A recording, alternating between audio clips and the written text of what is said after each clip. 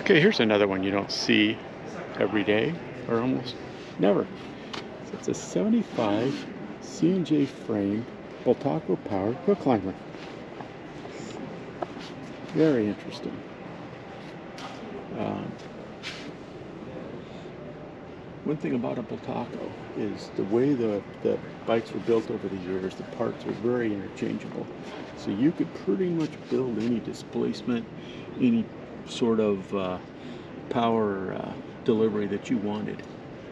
So interesting to see how this bike would do. I don't think it gets ridden much looking at the chrome and the finish work on it.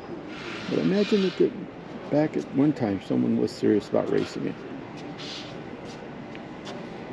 Very cool bike though, very cool.